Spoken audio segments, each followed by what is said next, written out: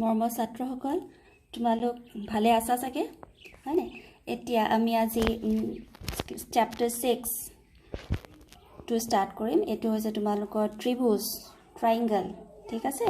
এটা ত্ৰিভুজ ট্ৰায়াঙ্গল তোমালোকে সৰুৰ পৰা পঢ়ি আহিছা হয় না কিনো পঢ়িম আৰু এনেকে ভাবিব পাৰা ত্ৰিভুজ চ্যাপ্টাৰ ত্ৰিভুজ মানে কি আমি সবেই জানোৱে ত্ৰিভুজৰ নামকৰণ কেনেকৈ কৰে হেতু আমি জানো হয় না কিন্তু এতিয়া ক্লাস 10 ত তোমালোকে ইয়াতকৈ বেছিকে পঢ়িবা ক্লাস 9 ত তোমালোকে ত্ৰিভুজৰ বিষয়ে পঢ়ি আহিছিলা কি পঢ়িছিলা সৰ্বসম ত্ৰিভুজৰ বিষয়ে পঢ়ি আহিছিলা হয় না এতিয়া এই চ্যাপ্টাৰটোত তোমালোকে সদৃশ ত্ৰিভুজৰ বিষয়ে পঢ়িবা এতিয়া সদৃশ ত্ৰিভুজ কাক বোলে হয় না তাৰ বিষয়ে মই কৈ আছো তাৰ আগতে এই ত্ৰিভুজ সদৃশ ত্ৰিভুজৰ বিষয়ে আমি পঢ়িবলৈ কেলে দৰকাৰ ত্ৰিভুজৰ বিষয়ে আমি পঢ়িবলৈ কেলে দৰকাৰ কেলে লাগে আমাৰ অসংখ্য কাৰণ আছে তোমালোকৰ আগতে সদায় কোৱাই হয় ম্যাথছ আমাক কেলে লাগিয়ে থাকে খোৱাৰ পৰা উঠাৰ পৰা ৰাতি হোৱাৰ লগে টোপনিটো সবতে গণিত আছে ঠিক আছে এতিয়া চোৱা এই ছবিখনলৈ মন দি চোৱা এই দুখন ছবি আছে এই ছবি দুখনলৈ প্ৰথম ছবিখন এইখন এই মানুহটোৱে বাৰু কি কৰিবলৈ চেষ্টা কৰিছে এই মানুহটোৱে এই পাহাৰটোৰ জোখ লবলৈ চেষ্টা কৰিছে কিমান হয় ইয়াৰ উচ্চতা হেতু মাপ লবলৈ চেষ্টা কৰিছে কিন্তু এই ফিটাৰে হি এনেকে ইমান দূৰত থাকি পিনি এই ফিটাৰে এই পাহাৰটো জোখ লবলৈ পাৰিবনে সঠিকভাৱে নোৱাৰে হয় নাই গতিকে ইয়াত আমি অলপ বুদ্ধি লগাই ত্ৰিভুজ গণিত লগাই আমি ইয়াৰ উচ্চতাটো সহজতে উলিয়াবলৈ পাৰো ঠিক আছে কেনেকৈ উলিয়াব পাৰো কি হেবোৰ আমি বেলেগ অধ্যায়ত পঢ়িম কিন্তু চোৱা এইখিনিতে এটা চোৱা আমি এইটো যদি পাহাৰটোৰ উচ্চতা হয় এটো কি হয় পাহাৰটোৰ উচ্চতা আৰু মানুহটোৰ লগত মাটিত পাহাৰটোৰ আৰু মানুহটোৰ মাজৰ দূৰত্ব হয় নাই আৰু এতিয়া এইখিনিতে এটা কোণ সৃষ্টি হৈছে এটো কেনেকুৱা কোণ সৃষ্টি হৈছে সমকোণ হয় নাই আৰু এডাল যদি আমি জয়েন কৰি দিও তেতিয়া এটা সমকোণিক ত্ৰিভুজ গঠন হৈছে হয় নাই আৰু এই সমকোণিক ত্ৰিভুজটোৰ সহায়ত আমি ম্যাজিক কৰিবলৈ পাৰো এই পাহাৰটোৰ উচ্চতা নিৰ্ণয় কৰিবলৈ পাৰো এই পাহাৰটোৰ বদলি তোমালোকৰ ইয়াত এটা টাৱাৰ হ'বলৈ পাৰে ইয়াত এটা ওখ বিল্ডিং হ'বলৈ পাৰে ইয়াত এটা ইলেক্ট্ৰিকেল পুল হ'ব পাৰে যিকোনো ধৰণৰ ওখ বস্তু হ'বলৈ পাৰে তাৰ উচ্চতাটো তোমালোকে এজোপা গছো হ'ব পাৰে হয়নে সবৰে আমি উচ্চতাটো নিৰ্ণয় কৰিবলৈ পাৰো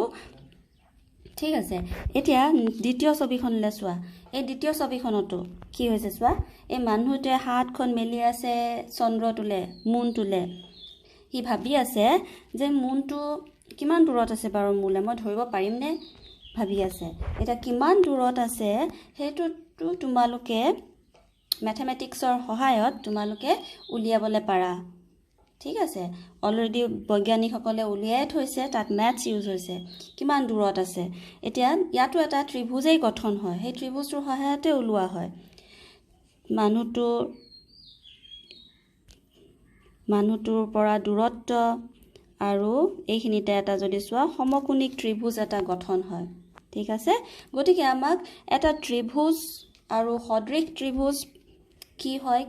কেলে আমাক লাগে ইয়াৰ বিশেষত্ব কি কি হয় নে এই গুটেখিনি কথা আমাৰ জানাটো অতি দৰকাৰ এটা পিছৰ কথাখিনি মই তাৰ বিষয়ে অলপ কৈ আছো ঠিক আছে এতিয়া চোৱা মই আন এখন ছবি তোমালোকক দেখাবলৈ গৈ আছো তাৰ আগতে বাৰু এটা কথা বুজা সদৃশ চিত্ৰ কাক কয় সিমিলাৰ ফিগাৰ কাক কয় সদৃশ্য বিষয়ে তোমালোকে তো পঢ়িছা এটো এটা ওয়াৰ্ডটোৰ মিনিংটো সবে জানা সদৃশ মানে কি দেখিবলে একে হয় না সদৃশ দেখিবলে একে কেনেকুৱা বস্তু আছে সদৃশ দেখিবলে একে কিছুমান প্লেটস থাকে সৰু প্লেট আৰু ডাঙৰ প্লেট সাৰ্কেল গিটা মোৰ বৰটা ভাল হোৱা নাই কিন্তু সৰু এখন প্লেট আৰু ডাঙৰ এখন প্লেট হেটা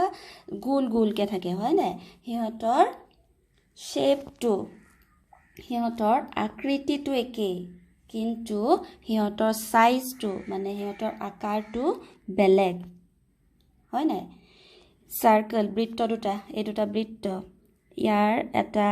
মই সেন্টাৰ এটা যদি লওঁ আৰু সেন্টাৰটোৰ পৰা এটো কি বুলি কয় ব্যাসাৰ্ধ ইয়াতো মই সেন্টাৰ লৈছো এটো কি বুলি ক'ব ব্যাসাৰ্ধ হয় না এতিয়া সদায় আমি কিহেৰে আঁকিব লাগে কাটা কম্পাসেৰে আঁকিব লাগে সাৰ্কেল এটা ঠিক আছে এতিয়া এই ইয়াত চোৱা ব্যাসাৰ্ধ গিটাল ইয়াত ব্যাসাৰ্ধডাল চুটি এটোত ব্যাসাৰ্ধ চুটি ইয়াত ব্যাসাৰ্ধডাল অলপ দীঘল ইয়াৰ ব্যাসাৰ্ধডাল যিমানটো লেন্থৰ যিমানটো মাপৰ আমি লওঁ সেই মতে তোমালোকৰ বৃত্তটো ডাঙৰ সৰু হ'ব সাইজটো কিন্তু তাৰ আকৃতিটো তাৰ শেপটো সদায় কি থাকিব একেই থাকিব হয় নাই সদায় একেই থাকিব এতিয়া এটা বৰ্গ লোৱা ঠিক আছে বৰ্গ মানে কি মনত আছে নে বৰ্গ যাৰ চাৰিওটা সাইডে সমান লেন্থৰ ঠিক আছে এটো এটা বৰ্গ লৈছো ইয়াতে মই সৰু বৰ্গ এটা লৈছো চাৰিওটা সাইডে সমান লেন্থৰ এতিয়া এই বৰ্গগিটাৰ শেপটো ইয়াৰ আকৃতিটো একেই কিন্তু ইয়াৰ সাইজটো বেলেগ এটো যদি 2 সেন্টিমিটাৰৰ হয় 2 সেন্টিমিটাৰ বাহুৰ মাপৰ হয় আৰু এটো 1 সেন্টিমিটাৰ বাহুৰ মাপৰ হয় বুজি পাইছা গতিকে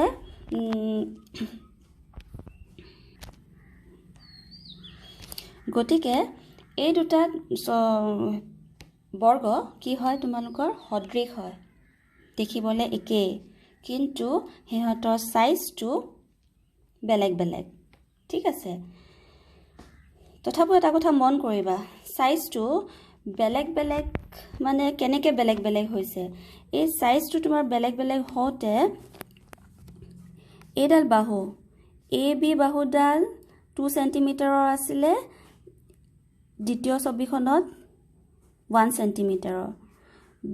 আকৌ বি সি বাহুডাল 2 সেন্টিমিটাৰ আছিল দ্বিতীয় ছবিখনত 1 সেন্টিমিটাৰৰ সি ডি বাহুডাল 2 সেন্টিমিটাৰৰ আছিল দ্বিতীয় বাহুডালত দ্বিতীয় ফিগাৰটোত 1 সেন্টিমিটাৰৰ আৰু ডি এ বাহুডাল 2 সেন্টিমিটাৰৰ আছিল দ্বিতীয় ছবিখনত 1 সেন্টিমিটাৰৰ হয় হয়নে গতিকে দেখিছা এটা অনুপাতত ই কমিছে হয়নে এটা অনুপাতত ই কমিছে আটাইগিটা বাহু সৰু হৈ গৈছে কিন্তু সৰু হয় এটা অনুপাতত সৰু হৈছে ঠিক আছে এতিয়া আন এখন ছবিলে চোৱা এটা ট্ৰায়াঙ্গেল লৈছো সমবাহু ত্ৰিভুজ এটা লৈছো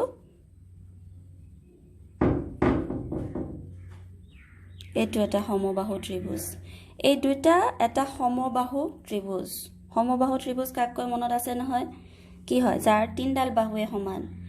এটো ডাঙৰ আৰু এটো সৰু ঠিক আছে কিন্তু এহতৰ শেপটো আকৃতিটো একেই কিন্তু সাইজটো বেলেগ বেলেগ আকাৰটো বেলেগ বেলেগ ঠিক আছে এতিয়া ইয়াটো একে কথা শেপটো একেই দেখিবলৈ একেই কিন্তু তেহতৰ সাইজটো এই বাহুৰ মাপ গিটাৰ সাইজটো বেলেগ বেলেগ হয় নাই কিন্তু কেনেকে কমিছে এডাল যদি তোমালোকৰ 4 সেন্টিমিটাৰৰ হয় আৰু এটো 1 সেন্টিমিটাৰৰ বাহু মাপ হয় তেতিয়া হলে প্ৰত্যেকডাল বাহুৱে এই ডাঙৰ ছবিখনৰ এই প্ৰত্যেকটো বাহুৱে 4 সেন্টিমিটাৰৰ হয়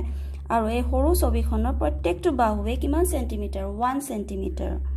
ঠিক আছে গতিকে এটা অনুপাতত ই কমি গৈছে বুজি পাইছা এতিয়া মই আন এখন ছবি লৈছো এটা সমবাহু ত্ৰিভুজ বাৰু নাই লোৱা এটো চোৱা এটো এটা ত্ৰিভুজ লৈছো আৰু এটা ত্ৰিভুজ লৈছো এটো এটা ত্ৰিভুজ লৈছো ঠিক আছে ইয়াত মোৰ এডাল বাহু অলপ বেকা হৈছে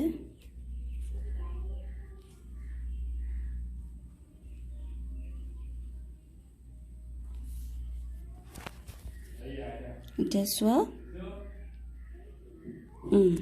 এটো ত্ৰিভুজ